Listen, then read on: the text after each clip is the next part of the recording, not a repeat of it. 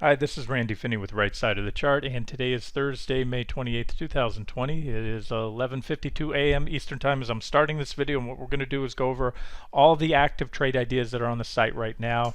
There are, let me count them, 1, 2, 3, 4, 5, 6, 7, 8, 9 active, meaning official trades, long and short. So we're going to go over those, and obviously, or not obviously, but I'll just start out with an overview on the broad market. I had to leave the office today for something this morning. I thought it'd be a quick 1 hour in and out thing, and was tied up for actually several hours. So I'm just now getting back. I've caught up on the charts, and I want to review again the official trade ideas. Before we do that, quick look at the broad market. This is the Nasdaq 100. This is kind of where my focus has been a lot lately. We had, as mentioned recently, there was a little downtrend line there. That's been taken out, and since this high, the recent high there, we had the makings of a near-term downtrend. We've taken out that previous reaction high, but not yet this one. We're right about at that, and that's also the 94.95 resistance. To me, a pretty, not a super big level. It's certainly not on the long-term charts, the daily or weekly, but on the 60-minute chart, a pretty important level, because you had the breakout right there, which didn't hold, and then we've back tested it a few times, including right now. So we continue to see, well, I take that back. We were seeing up until today a rotation out of tech, which has been leading the market. Those are the market leading stocks overall, not just the last 3 months or 2 months, but over the last decade or more. You're talking Apple, Amazon, Facebook, Microsoft, all those names. So this is what's happening. We're right back to where we started. So it still is a downtrend unless we clearly take out this previous high right here. The fact that we're up at it kind of muddles it up a little, I'll say that, and certainly the market's been resilient. So let's just watch those levels. I'll get to QQQ here in a second. That's what we have right now, and you also I just eyeball this, point these out. I do kind of caution. They're very visible and obvious patterns. I think they're sometimes overused, and I'll point them out too, and just scrub it for volume. But what I'm getting at here is a potential for a head and shoulders topping pattern. I'm just drawing that out there. You Google those if you're not familiar with the term, but this is what you call your left shoulder. It takes the form of, like it sounds, a head and shoulders. There's your head, there's your right shoulder. Potential. I have to say potential pattern, because we don't have a right shoulder. We have what may prove to be, and we'd have to turn down now or very soon to keep that pattern symmetrical. And then this line here is called your neckline, and that's when, if and only if, you get a fully formed right shoulder. And one of the things that's the condition of this pattern, and this is where I think a lot of people fail to scrub the pattern, you want to see this drop fairly impulsive and on increasing volume. So when we turn on the volume bars, there's two volume criteria really that are important for the head and shoulders. You want to see increased volume on the formation of the right shoulder, which we did coming off the head. The move down, I should say, off the head that starts to form the right shoulder. And then you also want to see increased volume on the selling on the move down there. So look, we go up now, then we're not going to have symmetry on the pattern, especially if we get anywhere closer to take out that head. So I just want to say potential pattern there. That's all it is now, and those are some of the things to watch for.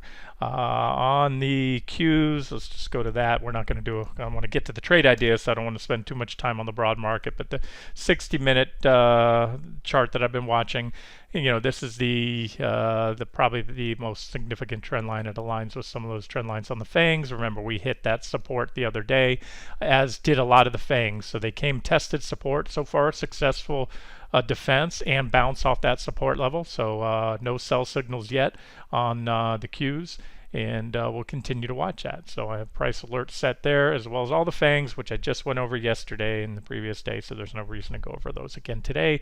We're still awaiting potential sell signals, and we don't have those yet. So the market's been very resilient, and that's why I want to talk about the trade ideas and talk about a lot of stuff, security selection. And we're going to go through the trade ideas, and we'll just do it in alphabetical order, starting with the first one. Again, these are the official trades. You'll find them under trade ideas, long and short trades. There are quite a few in there that have been either stopped out or hit their final price target and haven't been updated. But you can always go by. You can when you pull up here. Let me show you real quick. If you're new to the site, you grab the. Let me pull this window over here from another monitor. Trade ideas, and you go like that. If you see any trade idea, you can click on it, and it's going to give you all the details and the last update on that trade. And if unless the stop has been modified, that's a stop. So here's one at that point in time. I warned of break of this trend line would be bearish and may trigger, and we had raised a stop. So here's an example of a trade it's long since stopped out. We hit our second target for 62% gain, and then it broke down support. I had raised stops, so you can either say it was stopped out or completed for a 62% profit if you book profits at T2, or you were stopped out for whatever. And then thing is, I like to follow up on all official trades, get a post out there to let you know, hey, if you didn't take profits, any profits there, what it would have been if you were stopped out at the stop, which was raised, after, I guess that first target was hit. I can't even remember. But again, you'll see that's not an active trade anymore. So the ones I'm going to go over right now are the ones that are still active, meaning they have not hit either their final target or their maximum suggested stop. We're going to start out here with Berkshire. Berkshire is one of the few short trades, and you're going to see more and more of these going forward depending on what the market does here, that are based on the weekly charts. Normally I base swing trades on the daily or the 60-minute chart, especially short trades, more so than long trades. Why? Well, because short trades, the market always falls faster than it rises. Bear markets, on average, are much shorter than bull markets. Corrections are shorter than the moves leading up to it. The drops, you can look at any chart and you see these corrections, weeks or even months and sometimes years of gains are wiped out in just a matter of days or weeks during corrections in most stocks. And so since stocks fall faster than they rise, they're typically, I have a section of trades on the site called long-term trade ideas, which are trend trades or investments. Those are trades expected to last many months or even years. But based on where we are in the market cycle, based on my view of the market, where I think we're headed, not just today, tomorrow, next week, that sometimes gets really tough. I always say that using technical analysis and fundamental analysis to forecast where a stock price will go or where the stock market will go is a lot like weather forecasting.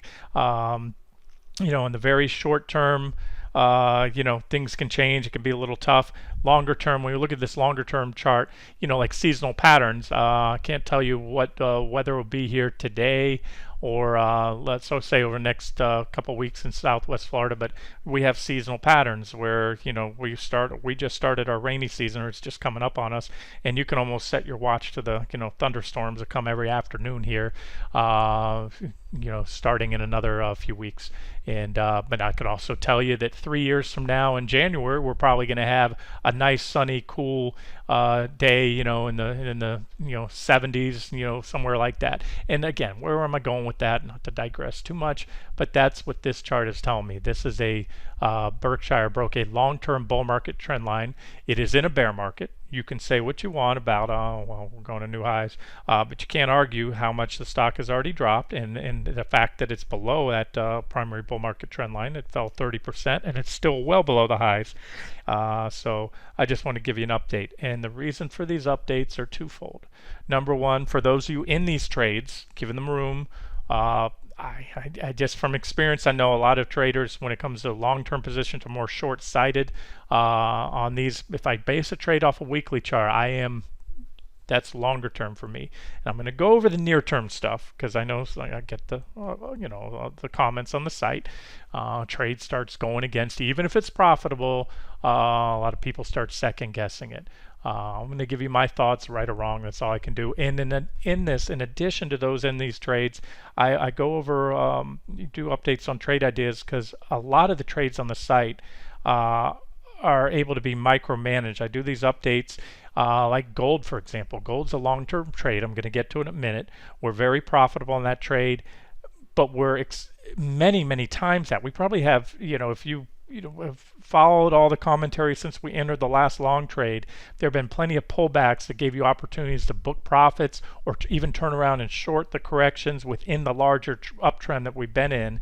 And so therefore, you can magnify your gains. What I'm kind of getting at here is nothing goes straight down if you have long-term targets from point A to point B. There's always these zigs and zags or waves within there to get to where you're going to go.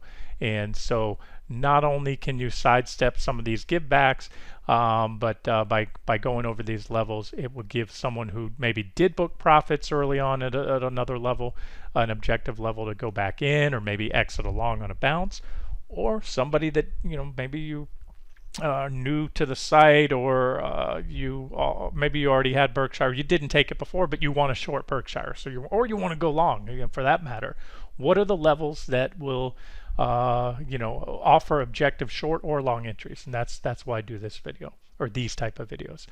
All right, so Berkshire, we shorted that one back here at that candle right around the highs on the kickback rally. We didn't get the first initial leg down, but just like the stock market, this is where started looking for short opportunities, and we're still comfortably profitable on it. We shorted at almost 196. 195.90 was the entry.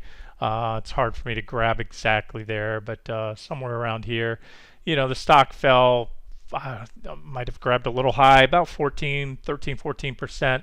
It's kicked back a little, but we're still profitable by a wide margin, about 6% profitable on that trade. Okay, where does it go from here? Well, a couple things. Well, I'm on the weekly chart. What I see, PPO's curling up, poised to make, it's not close to it now, but it could soon make a bullish crossover. We're coming off oversold levels. And a lot of that is the reason, we had this bounce off that level. Again, I want to be clear. We entered after on the bounce, so that T1 right there our first target hasn't been hit. I'm targeting that low, like the stock market. I think we're going to go down and visit and probably undercut the lows, but I just want to make clear that this one is still active. It's far from the stop. It's still profitable. It's been profitable since we entered. We never went upside down on it, and that's the first target there. All right, so let's talk about bigger picture and these indicators and all that, oversold and everything else. This is just like back here.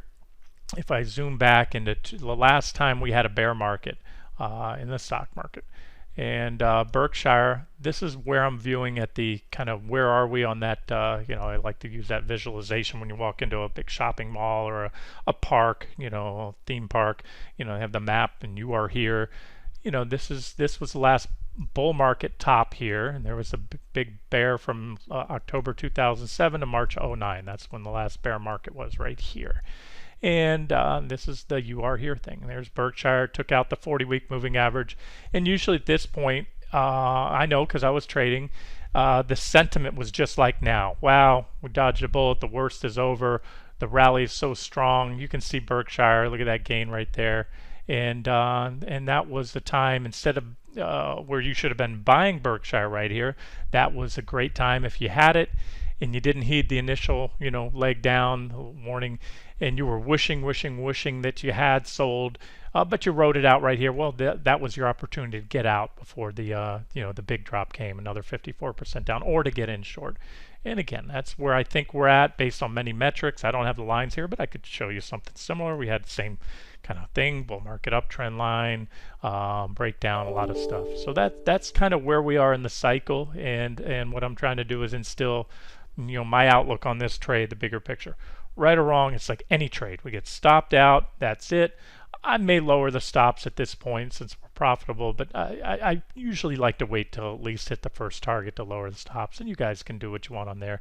There's, like the stock market, a mountain of overhead resistance. So I just want to say, and then going back to that, as far as the posture of these indicators, if you're looking at the coming off oversold levels and the PPO turning back up, yeah, well, that's what tends to happen as well in bear markets. It happened back here. I didn't go back far enough.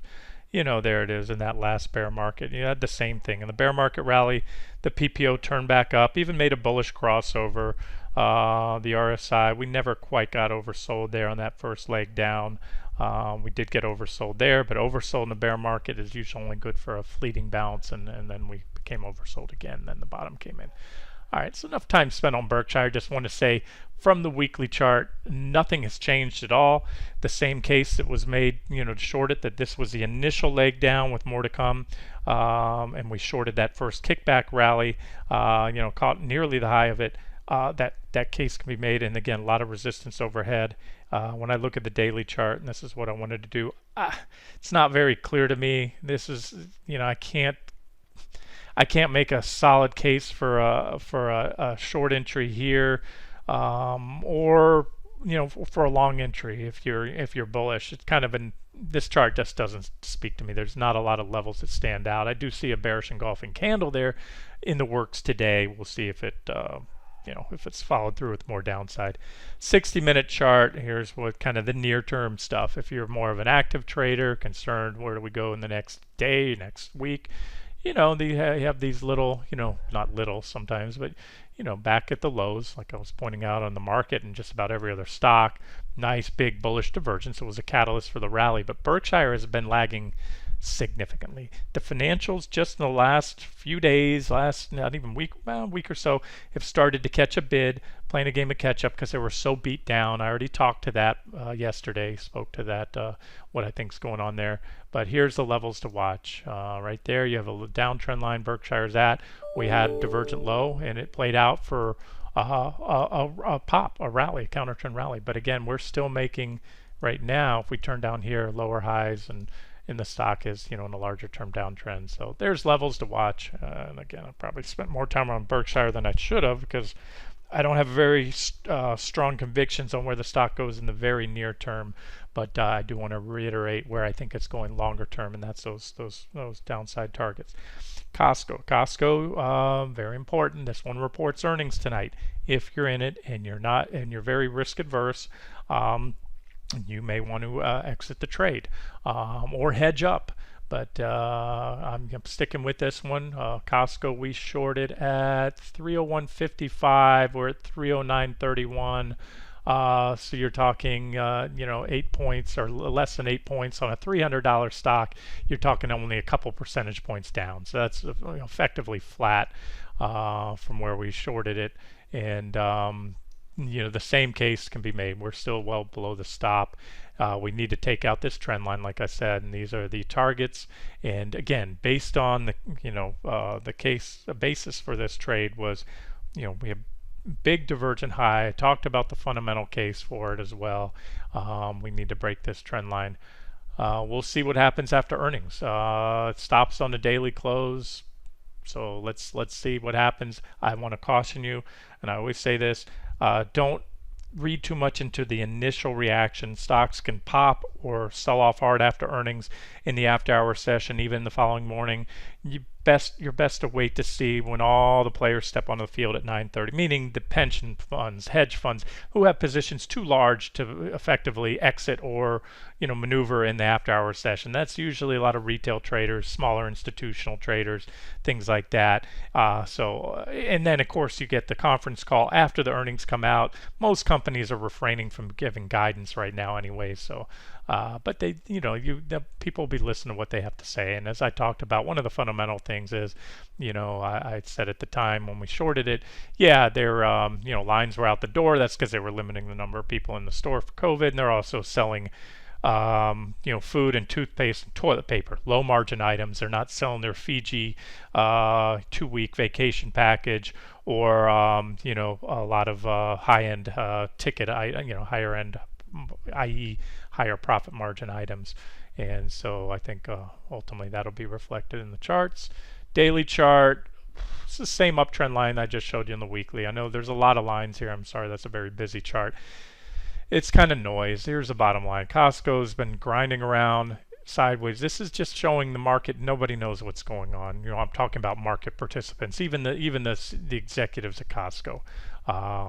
Nobody knows how this COVID thing is going to shake out. So, we're either going to break down above or below that trading range. And on the 60-minute chart, these lines are just kind of a mess. There's just here. I would watch this uptrend line right here. bearish if that breaks, and then you have support. I'm going to move this line down a little. These are the levels to watch. On the upside, really, that's kind of the top of the triangle. This line here and this line forms a triangle pattern. And bullish if it takes the top of that out, especially if it pops at 325.04. Bearish on a downside break, especially a break below 289.34. So that's Costco. Kind of, like I always say, you can't squeeze water from a rock, blood from a stone. And when you get in these kind of choppy trading ranges, you just have to wait for a definitive resolution, meaning an impulsive break and follow-up move in either direction. But again, just jumping back to the weekly charts where the case the case was made for a short on this company, that's still intact there. DPZ, that one was based on the daily chart. Domino's Pizza, I talked about it. I was bullish on that back here, mentioned it during COVID, whatever, the shite, if you will, was hitting the fan, that, hey, this is one that I like. I think they're, just like, and I mentioned Amazon too is one, their business model is probably going to benefit from that because everybody was freaking out and nobody wanted to eat anything from a restaurant because of fear of COVID. But I said, hey, pizza comes out of, I saw a commercial on TV for another pizza company, but I thought, Domino's had the best, and Papa John's had good charts, or one of them at the time. And actually then we followed up with this one. That was first Papa John's, then this one. And I said, because pizza comes out of a hot oven at 450 degrees or whatever it is, never touches human hands. And sure enough, they did well after that. Nice recovery. However, again, bullish back then up until here, and then we hit that divergent high, negative divergence. We already hit our first target, so we're already profitable. That allowed you to book quick profits on that one. But I think there's another leg coming down. T2 remains the uptrend line. There's a stop up there. Even if they stop us out, I'll revisit it because these divergences would be extended if we make a marginal new high and then reverse. But as of now, they're intact. We already started moving down. What do we need to open the door to T1 and T2 and T3 being hit? We need a solid break below T1. The actual support line at T1, again, official trades, I always make adjustments to the price targets. You can see as I held the pop-up box there, that line's, the support line's at 349.38, but the first target was at 349.46. Why? Because if everyone's looking at this level, sometimes the buyers will step in early, and I don't try to squeeze out the last few pennies on a trade and at the risk of missing a fill if it suddenly reverses. So I just want to make clear that the T2. Now on here, trend lines are dynamics. I can't give you a number. I think it's a trend line we'll probably get a little reaction on. Then we break down here, and 302.20 is a final target because that's solid resistance if and when we get there. Again, if and when. Big resistance. That was major resistance, which now becomes major support. And I can say with a pretty good degree of confidence that if and when it gets there, we'll probably get a nice bounce, maybe a lasting bounce. And I might look, depending on what's going on at the time in the market and the stock, if we even get there, I might look to reverse that to a long trade, just above that level, that 302-ish level. 60-minute chart. Okay, here's what I see. We had a trend line like the market. The market broke down a few weeks ago, but the broad market and is mostly trading sideways. Lately, the SPY has ticked up because of the financials and industrials, but a lot of stocks, including Domino's, have been locked in these trading ranges. We had that area of consolidation there, fell below it, regained it right here, and we've been trading in it. So there's the story of Domino's. If you're either in this or looking to get in it, whether you're bullish, you want to see a solid break above that level. If you're bearish, you want to see a solid break down below. Otherwise, it's just noise within the trading range, and that's it. You just have to be, we kind of got stuck in. Believe me, I'm not happy with the performance of the trade ideas in the last few months. We've had more stopped out than we had in a while, but overall on balance for the last 4, 5, 6 months, even all year, more trades are profitable than not. And again, most importantly, due to the risk-reward ratios of usually 3 to 1 or better, even then you don't have to even bat 500. In other words, you can be wrong on more than half your trades, which we're not, and still make a profit if you're only risking a dollar to make $3 or more. It all, I'm talking average. Some risk reward ratios are a little, quite a bit better than that. Some are a little bit below that, but that's usually what we look at. So that's it. So there it is. Already hit first target and still looks good. But right now, would I enter it? No. The market's very resilient. It's a short trade, number one. And we're kind of chopping around. I like to, as you know, make objective entries. What would an objective entry be? Either bounce back to a well-defined resistance level, which I really don't have for you here on Domino's, or a break of support. Again, that 349-ish level right there. That would be your next objective entry. Or if I see a breakdown in the broad market, that also, because that would probably bring the majority of these trades down lower.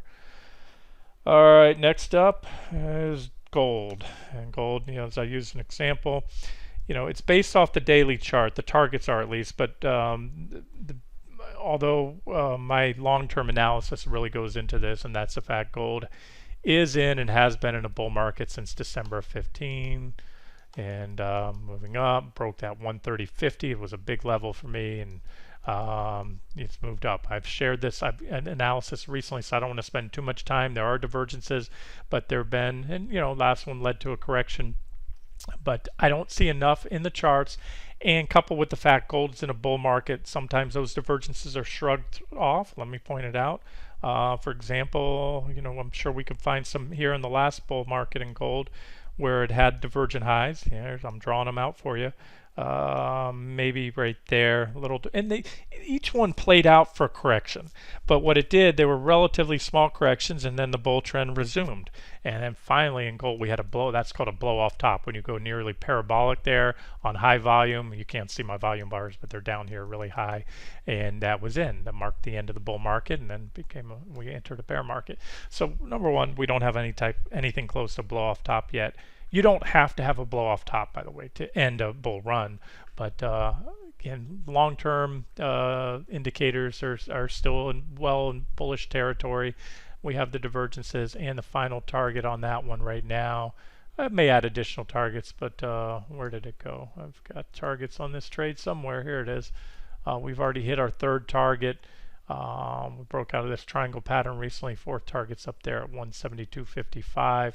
And again, I've covered gold just recently in videos and updates. And here's what it looks like on the 60-minute chart. Little trend line right here. There was a triangle pattern here. We hit that uptrend line and had another bounce off there recently. So kind of like the stock market, nobody, everybody, the bulk of the big run is over or stalled out. I shouldn't say over. That's not correct.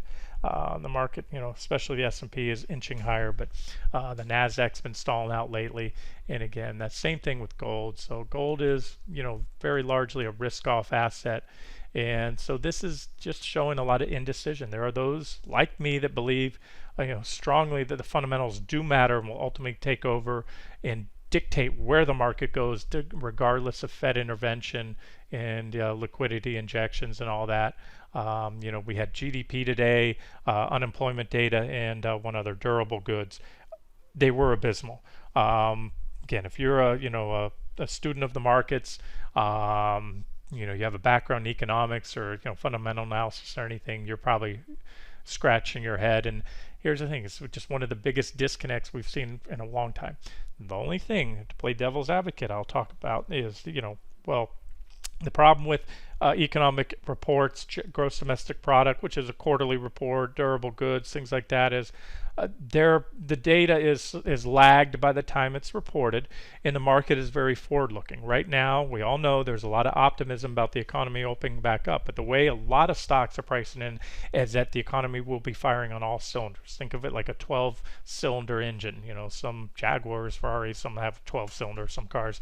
If we were running on 12 cylinders before COVID hit, right now maybe we're at 7, 8, coming back online with the economy coming back online. But there is absolutely no way we're going to ever, all 12 cylinders are going to be firing anytime soon, because we're going to continue to have social distancing measures, whether they're mandated or suggested by the government, or people just going to follow them. I know from talking to enough people, especially my parents and older people, I know that heck, even people my age that are worried that this thing will kill them, and so you're not going to see planes packed. You're not going to see baseball stadiums, restaurants, things like that packed, hotels, Disney World, for quite a while. Disney World's opening back up, but they're going to do reduced capacity. I've talked about this before, and I'm kind of rambling on fundamentals right now, but I know enough to know. I've worked in hospitality industry, through college, bartending and things like that. I know restaurants are one of the highest failure rates of any business, and to run a restaurant at half capacity, you might as well not open. It's just not. In most cases, these businesses, if you can't fill a plane, airlines barely make money as it is anyways, and I'm talking historically, and to fly planes half empty it's not effective. Same thing with restaurants. So it's what I'm getting at is the economy is coming back online, but it's not going to come back online anywhere close to where it was. So the fundamental disconnect is, as long as it continues, where the stock market continues to rally, ignoring fundamentals, I think the uglier it's going to be down the road when kind of where the markets go to where they need to be based on the fundamentals. All right, so enough on that. But this is what it's showing you here: the indecision between those that believe the worst is over and those that don't believe. This is kind of like the stock market, battle between bulls and bears, indecision, consolidation. I talked long enough on it. Near term, this is not a very clear chart, is what I'm trying to tell you. There are divergences, so I gave you my thoughts and my expectations that we might see some weakness in gold and silver coming up here, but I can't make a strong case to short it, and I can't make a strong case to go long. But just to speak to the trade ideas, this I'm treating as an investment. It's in a bullish trend, and for the official trade idea, I think best to just ride out the for the time being, ride out the counter trend bounces, and of course, like always, raise your stops. We entered it back here at 139.12, so we're very profitable on the trade. It's already gone up 18% or so. I haven't raised a stop, more out of just laziness, if anything else. But I can tell you this: if you bought it back here, or even back here, where I've had it as long as way back here many times throughout, your stop should be higher at this point than the original stop on this trade to protect profits. Let's move on to the next one. LQD. This was, of all things out there, probably the biggest beneficiary. This was in the Fed's crosshairs to save the markets, the financial system. I talked about it. We're 2 for 2 on it already, but we're probably going to end up being 0 for 3 on. I'll probably end up being 2 for 3. We shorted LQD right here, actually before the breakdown in anticipation of it. We covered, I forget, somewhere in there on the first dip down. We had a not perfect, but a near perfect exit. We caught that short. We went long right here. Revert, got out of long. Oh, so maybe even 3 for 3. We shorted again, and then sidestepped. And then the last trade, official trade, was right here. We entered 122.77, and then shortly after that, the Fed invoked emergency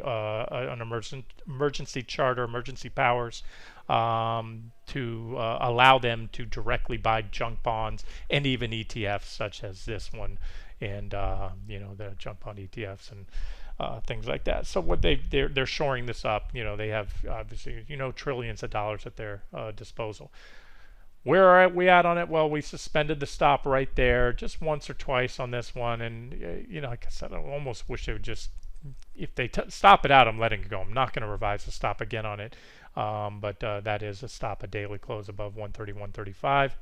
And I think I told you guys back here, I was expecting a gap backfill, which we got. We had almost a perfect backfill. I'm talking about this gap. And I said my plan, the trading plan on this trade is wait till this bounce off that gap backfill runs its course. I didn't think it would go this high, but it has, and that's fine. They didn't take our stop out. If they do, great.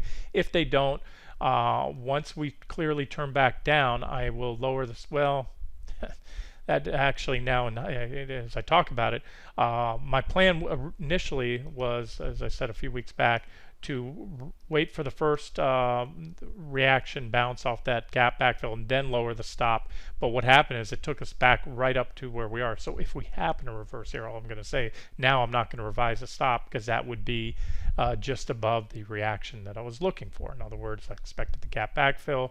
Didn't think we'd go that high. I thought we'd probably bounce up maybe to the top of the gap, and then I was going to lower the stop. So that's it. Would I short it here? You know what? Actually, where before I said, it's an objective short because that's pretty big resistance. But again, we're not probably going to get to my second target. It's possible, but the Fed is going to do whatever they can because I talked about this. The whole basis for this short early on, as I said, the financial markets will break if they don't come in and stop this. If you let the credit markets break. Most people don't underestimate the credit markets are more important than stock market. Stock market wouldn't exist without the credit markets, commercial paper, bond issuance, things like that. So the Fed's going to do whatever it takes. And to just kind of finish up on my point, T2 is probably out of the question now because the Fed will do any and everything in their power to prop up the corporate, especially the low end of the corporate bond markets, a triple B range, and those down in the low investment grade rating. So that's that. But do I think it'll take another leg down? Yeah, and I think maybe T1's still a possibility. Not my favorite trade. Let's move on. I'm just updating that for those that are in it. We are upside down on that one, and probably will be at least for a little while here unless the market takes another leg down. Netflix, basis on that was a breakdown here on the daily chart. It's been played out nice. We just entered that recently, and this is, and as we go through these, remember, more of the official trades are profitable right now than are not profitable. And we have quite a bit of shorts on there, and again, it's about security selection. One thing I do like right now is we're finally seeing an opportunity to use technical analysis to beat the market. What I mean by that is back during COVID, we had a meltdown phase, and that was, we had only shorts, and we're shorting bonds, we're shorting stocks, everything, even gold was falling back then, back during the initial meltdown. And then on the initial recovery, everything went up. So this was a deflationary trade. In other words, it was margin selling, risk reduction from pension funds, hedge funds, everything like that. So everything was getting sold, and then everything was getting bought initially. But in this chop fest here, the nice thing is we're now seeing quite a bit of variation in between different sectors. Last few days are a great example. Financials have been rallying hard. It wasn't random. There were a lot of set up bullish, plus they were beat down. Industrials have been rallying hard. Tech's been getting sold off. And then going back to my point here, Netflix, Berkshire is one of the top components of the S&P 500. We're clearly profitable on Berkshire. We're clearly profitable on Netflix. We already hit our first target. So here's a market that everyone's, I'm hearing, the market won't stop. Even on, CNBC, they're talking it just goes up, up, up. Well, if we were back where we were before, where everything was going up, then we probably wouldn't be profitable on Berkshire and Netflix and over half the active trades right now. But because we're in that kind of chop fest where the market is now, everything's calmed down, volatility has subsided, and now stocks are starting to become more and more free to move based on their fundamentals and technicals. So where I'm going with that is, it's a good sign that a lot of these short trades are profitable in a market that refuses to go down, a broad market. Just imagine what will happen to the short trades if the broad market starts to suddenly go down, those and the bearish technicals that are still in place play out. These short trades are going to do really nice. So Netflix, we already hit our first target, as I mentioned just on Tuesday. We're almost became very close to our second target. Here's one that I can tell you right now is offering an objective short entry clearly. So the other ones I said, wouldn't add right now, or I can't make a strong case. I can make a solid case to add. So if you miss this one, or if you're already in it and you want to add to it, I can tell you this bounce back to that first target level, which the actual resistance is at 419.84. I did it real close. We're rough right there, close enough on a $420 stock. You know, a one point is minimal. It's basically flat. So you zoom in real tight. There it is. That's it. So nothing more else to add. Doesn't guarantee it plays out, but what I mean by objective, well, number one, you can set a stop somewhat above, relatively tight stop if you want, or you can stick with the official stop, which it's not shown on this chart. We had a little bit above entry. We entered that at 440.45, and let's just leave it at that. An objective entry based right now on the 60-minute chart, which the trade is based off of. I expect a reversal, move down to T2. I may add additional targets. Going out to long-term charts, I already showed you the case on the daily chart, the breakdown, impulsive selling, and again the fact that this one is one of the higher weighted components in the Nasdaq 100, and it's bucking the trend, shows you that kind of reinforces what I said. That's why you're not seeing index broad after we got stopped out of that SPY trade. I'm going to continue to focus on the most bullish and bearish individual securities, whether it's a stock, a commodity, a bond, or maybe a sector ETF. There'll be a time to get back into the index ETFs, and if there's time left in this video, I want to talk to you and show you IWM is coming up to be, I think, a great shorting op for for those of you that believe like I do, we're probably going to take another leg down here. And in fact, I think it's a great shorting op now. But let me just show you Netflix. Let me just talk again, bigger picture, things that I think a lot of traders lose sight of, especially when the market's rallying. Look, I say this often. The only guarantee that I'll give anybody in the financial markets or with this site is that I will be wrong at times. I'll be right at times like anybody else, and I'll be wrong.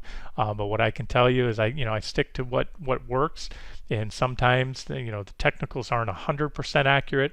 And if they are, then it's just my interpretation. Maybe I missed something, but this is simple stuff. I look for these divergent highs and divergent. That should say divergent high. That's a misprint there.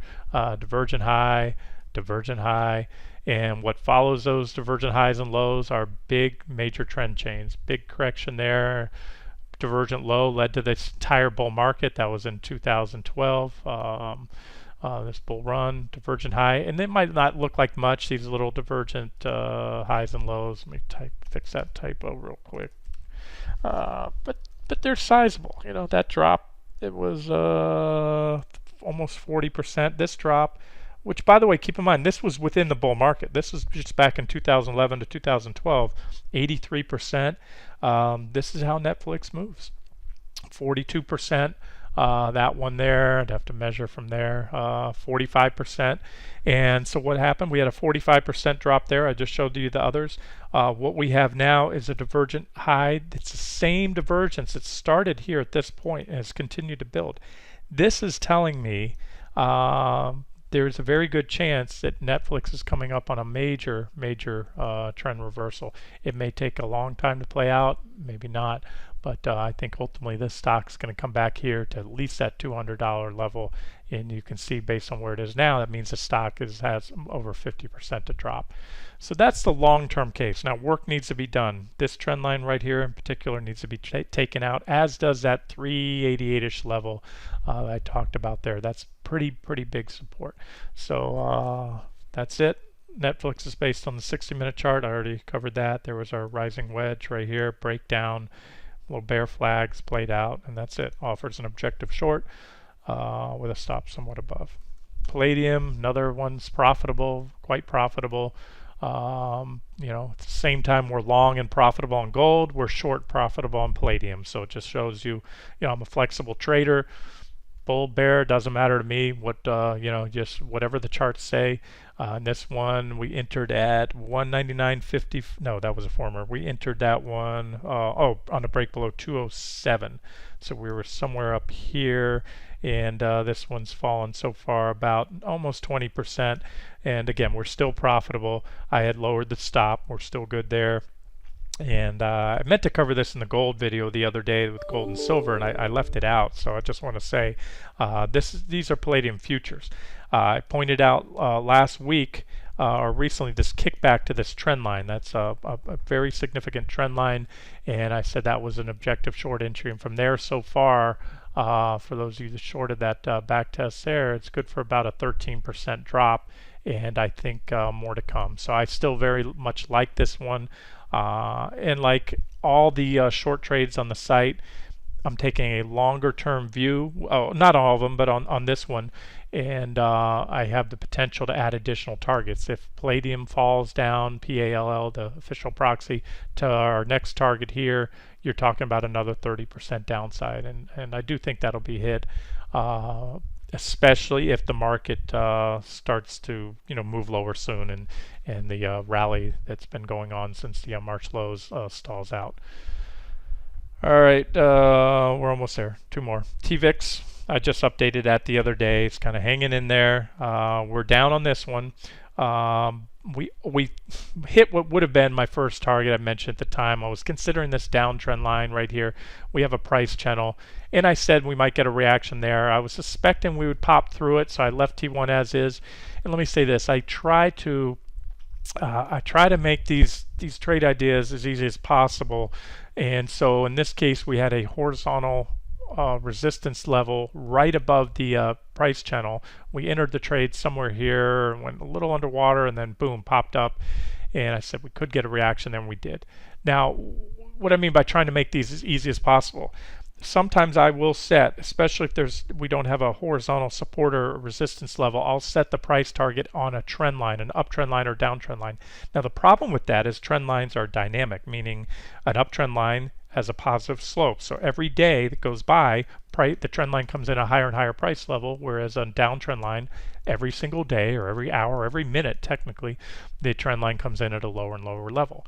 So where people kind of sometimes on the site get, well, where do I take profits? I can't give you a number because I don't know what day or what moment a trend line will be hit. So therefore, that's why I kind of, for the simplicity's sake, I'll set that horizontal level. So again, we missed it. Technically, came very, very close. Do I think it'll be hit?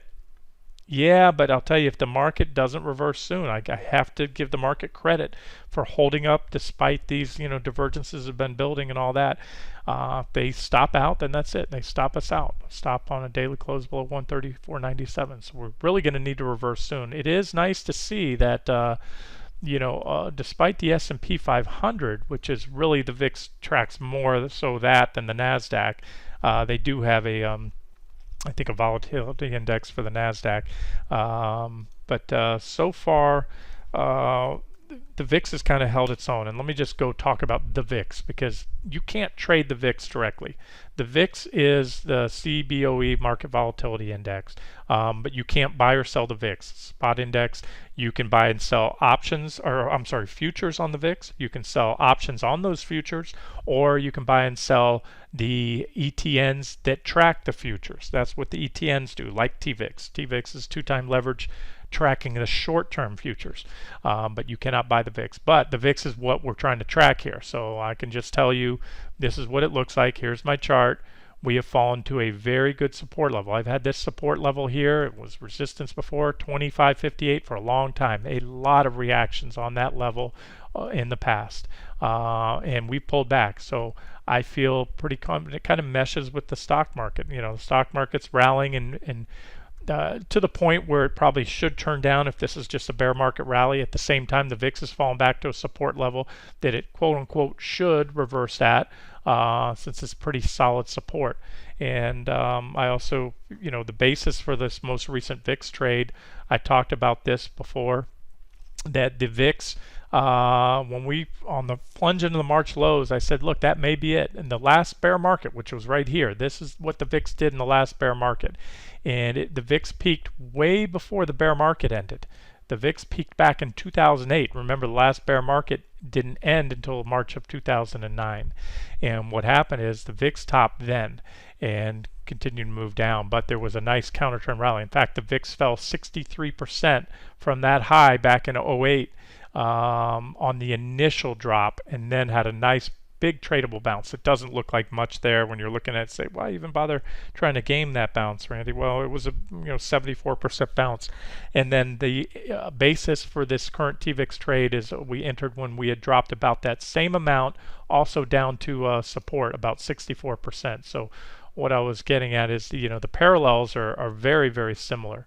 Weather history proves to be different. Maybe this doesn't prove to be a bear market rally, but if it is, that's what the VIX did before. It stopped right around the same level as it did back in the initial leg down in the bear market back in '08, and it's fallen so far about the same amount. So again, a solid technical case can be made, right or wrong. Time will only time will tell, if it was a good time to step in and buy the VIX or not. And if it moves lower, no, there's a gap right here, and it's going to continue lower. And if it does, they're going to take us out of that TVIX trade, and I'll just wait patiently for the next setup.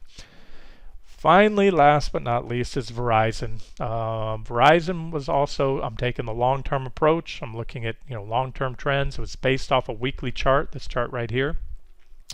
And again, I look at long-term patterns. Verizon, even in a bull market or bear market, this was the last bear market here from, remember, 2007 to 2009, bear market right there. And same kind of similar technical posture. You get these little divergent highs, you get these breakdowns, these major trends. That was the last one there. Measured the peak to trough corrections, 30% drop there, 25% drop, and so far only 22% with the COVID and everything that's happened. Again, economic indicators falling off at rates that blow away what happened in 2008. And so again, really where the market is right now, you have those subset of traders and investors that believe COVID's done, it's over, this economy is so strong, it's going to get right back, and then not just back to where it was. They're assuming by trying to bid up the market and a lot of stocks above the previous highs that it's going to continue on well beyond where it was. And maybe they're right. Time will tell. I don't believe so. I think there's going to be more to come. I think this is just the initial kind of whoosh, we dodged a bullet kind of rally. And now, forget about the stock market. Let's just go back to Verizon. The whole point of this one, we shorted it at 57.94. We're profitable on that. It stocks at 55.35. We came down here. I had support right there, and that's what we hit. So after we shorted it right up in here on the same thing as with Berkshire and a lot of these other stocks, including the SPY trade we did, I probably should, in hindsight, stuck with just individual stocks with the most bearish charts. But you can see we already, caught that first leg down, and so far Verizon has found support where I expected it to. That's a big level right there, 54.36. I didn't set that as the first target. Could have, but I didn't, mainly because I'm swinging for the fences on this one. It would have been about a 6% gain. And again, that level was pointed out. Maybe some of you took the trade and some of you did cover there, but I'm holding out for much larger targets. And just to wrap this video up, what Verizon needs to do, it will most certainly help to see the broad market roll over. If it doesn't, that's going to be a headwind for this trade, especially if the broad market continues much higher. But that is a big, big level. And I think when Verizon breaks it, it'll be a pretty relatively swift move down to that first target, about 50.15. So there's plenty of meat left on the bone for this trade, and that'll take us close to those lows right here. And then ultimately, I think the market will bounce somewhere around there. It could blow right on through those. If we get down, that's my thing. I think if we get anywhere close to those lows, I think people that are buying today, chasing this rally at this point over last week, have now resigned themselves to the fact, we'll never see. The market dodged a bullet. Everything's great. We're not going to retest those lows. I think that's where the psychology is on most bullish long side traders right now, is that COVID's over. It's a non-event. Economy is going to continue to move on. So I suspect that if the stock market, imagine this being the S&P, starts to get anywhere close to there, you're going to see just panic selling. I think we can just blow right on down through there. So I'm sharing that to let you know my trading plan here is that if that starts to happen, and again with the broad market as well, I probably won't cover any of this position here at T1, but rather hold out for T2 and possibly T3 here. Has us going down to 43.10. What would that be for this trade? It would be about a gain of 25 or so percent. So that's it. The technical case, still made. There was a breakdown with a big bearish rising wedge on the weekly chart, and first leg down, kick back rally, and we're moving down after the first rally. So this is what I expect on this one, and we'll see. If not, that's what stops are for. You can use a tighter stop or a more liberal stop. It's up to you. And we're going to wrap it up here. Long video. I covered a lot of stocks and on multiple time frames. This has been Randy Finney with Right Side of the Chart. Hope you enjoyed it.